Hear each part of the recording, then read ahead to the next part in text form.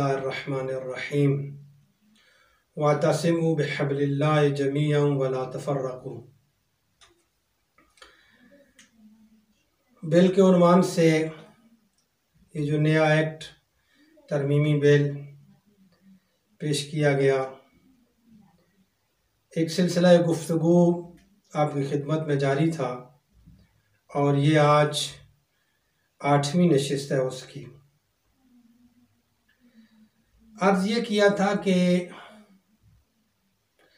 ये बिल, इसका बैकग्राउंड, इसके मकासद और ये ख़ास किसी हदफ के तहत पेश किया जा रहा है और पेश किया गया हमारी आवाम को, इस मुल्क के शरीफ शहरियों को, इस वतन अज़ीज़ के शरीफ आवाम को,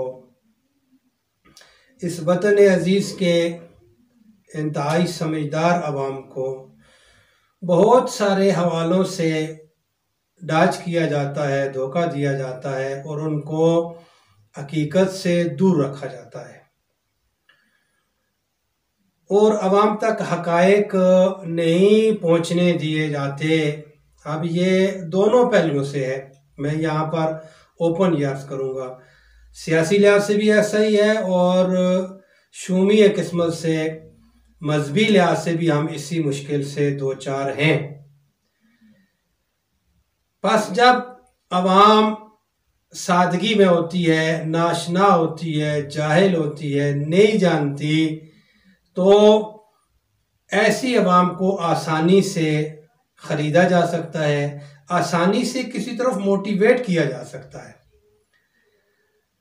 इसलिए हमने ज़रूरत महसूस की कि हम अपनी गुफ्तगू में यहाँ पर वो हकायक आवाम के सामने पेश करें जिनको सुनकर हमारी आवाम कम अज़ कम मुतवज्जे हो जाए कि हमारे साथ क्या हो रहा है, गवर्नमेंट क्या कर रही है और हमारे अपने वो मजहबी रहनुमाओं के नाम पर जो लोग इस लिबास में हैं, इस लिबादे में हैं, वो हमारे साथ क्या कर रहे हैं।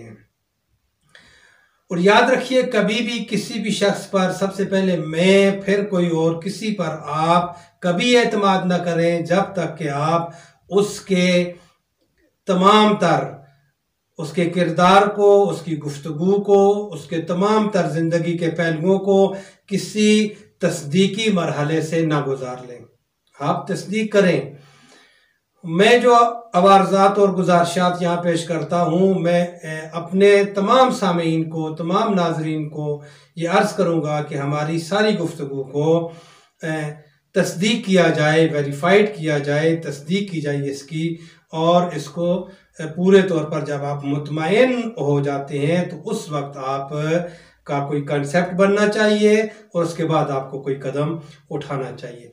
हम बारहा ये अर्ज कर रहे थे कि देखें, मुल्क अजीज़, वतन अजीज़, हमारा प्यारा पाकिस्तान ना तो इन सियासियों का मुतहम्मिल है और ना ही इन मजहबी, जो मजहब नुमा है, मजहबी नहीं है, ऐसे मौलवियों का मुतहम्मिल है।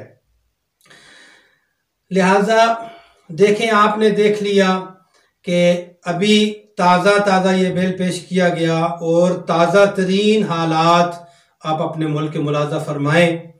कोयटा के हालात देखें, टांडा के हालात देखें, पेशावर के हालात देखें। ये जदीद और इन चंद दिनों में कितनी जानें ज़ाया हुई हैं, कितनी कीमती जानें ज़ाया हुई हैं। मुल्क अजीज़ के कितने प्यारे पाकिस्तानी, इस मुल्क के शरीफ बाशिंदे, इस मुल्क के शरीफ शहरी, उनका नाहक खून आखिर क्यों बहाया गया है। ये हम इसलिए ये अर्ज कर रहे हैं, हम ये नहीं कहना चाहते, बात निकल जाती है, हम इसलिए अर्ज कर रहे हैं कि हमारा मुल्क जाहिरन जमहूरी है। चूंकि जमहूरियत है यहाँ पर और जमहूरियत में हर शख्स को अपनी राय का, अपनी नज़र का, अपने नज़रियात का इजहार करने का पूरा मुकम्मल हक होता है। ये मुल्क, ये निज़ाम उसको ये पूरा हक देता है। ये जमहूरियत के लिहाज से है। लेकिन हम नहीं कहते हकीकतन, खुदा न खास्ता, खुदा न करे, और हकीकत यही है हकीकतन हमें यहाँ हुकूक नहीं दिए जाते। हकीकतन ये मुल्क वाकई तौर पर जमहूरी नहीं है, सिर्फ जमहूरियत का नाम है।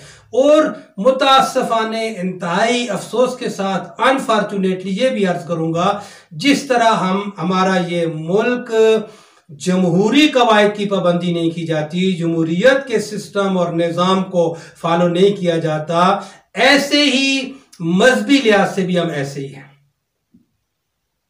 मजहबी तौर पर भी हम बिल्कुल ऐसे ही हैं कि यहां पर तमाम जो भी किसी ग्रुप का लीडर है, रहनुमा है, वो उसकी कोशिश यही है कि आवाम को मैं अपने पंजे के नीचे कर लूं और मेरी छतरी के नीचे आवाम आए और आवाम जो है वो मुझे फॉलो करे और मुझे आवाम का सरबराह और लीडर होना चाहिए। वहां पर भी यही कश्मकश है, जैसे सियासियों की कश्मकश चल रही है, अपनी एक दूसरे के साथ कंपटीशन है, मजहबियों का भी ऐसे ही है। लिहाजा आवाम से ये अपील करते हैं, गुजारिश करते हैं, रिक्वेस्ट करते हैं, इल्तिजा करते हैं कि अवाम को बाशऊर होना चाहिए। आप देख रहे हैं अभी बिल पेश किया गया है और ताज़ा तरीन इस मुल्क के हालात किस कदर नागुफ्ताबे हो चुके हैं। कौन जवाबदेह है इनका? क्या सियासी निज़ाम, क्या इस मुल्क के मुख्तदिर हज़रात इक़्तिदार में बैठे हुए जिम्मेदार नहीं है? पूरे तौर पे जिम्मेदार हैं। क्या एक हाकिम, हुक्मरान, एक वाली, एक मुल्क का सदर, एक मुल्क का वजीर आज़म जिम्मेदार नहीं होता? वही तो जिम्मेदार होता है। और बिल्कुल इसी तरह मजहबियों के खाते में भी ऐसे ही मामलात हैं। जितने आपके लीडर हैं, मजहबी रहनुमा हैं, वो भी ऐसे ही जिम्मेदार हैं। बस ये क्यों हो रहा है?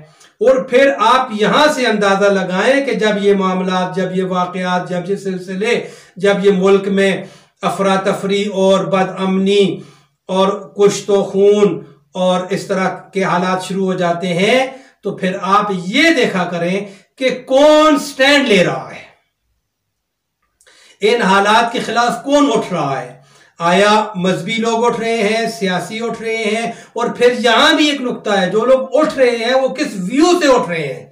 बाज़ दफा शोमेट के लिए, बाज़ दफा जाहिर करने के लिए, चूंकि हम नहीं अर्ज करते जो सियासत का एक रुख है, एक्चुअली जो अंदरूनी उस सियासत के उसूल हैं, प्रिंसिपल्स हैं, वो खतरनाक हैं। बहरहाल उसमें बाज़ दफा एक बंदा उठ भी जाता है, लेकिन वो जाहिर होता है।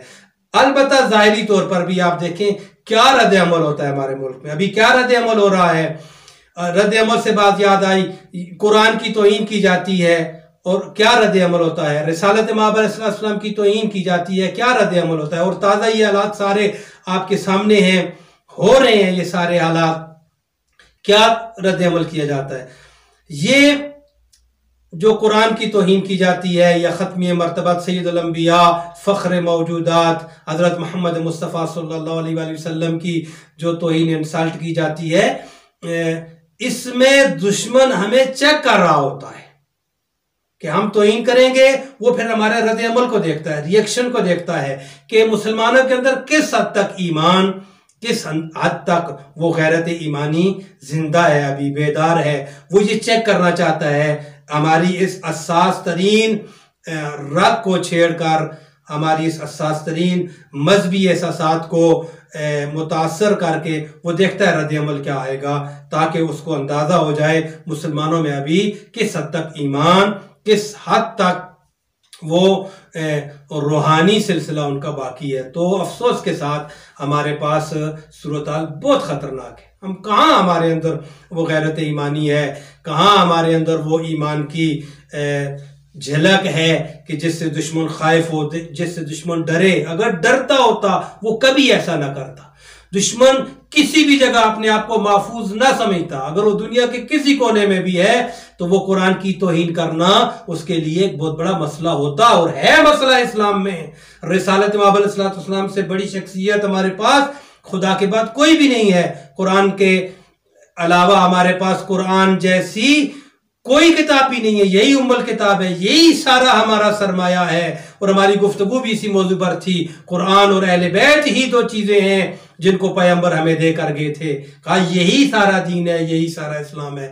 तो आज देखें कभी किस उन्वान से, कभी किस नाम से हालात पेचीदा किए जा रहे हैं और मुसलमानों के लिए मसाइल पैदा किए जा रहे हैं, अमन व अमान ख़राब किया जा रहा है और हमारे तक़द्दुसात, हमारे मुक़द्दसात जो तमाम मुसलमानों के नज़दीक मुसल्लमात में से हैं, उन पर हमला किया जा रहा है और रद्द अमल देखने में नहीं आ रहा। जो हमारी ये रद्द अमल हमारे ईमान की अक्कासी करता है।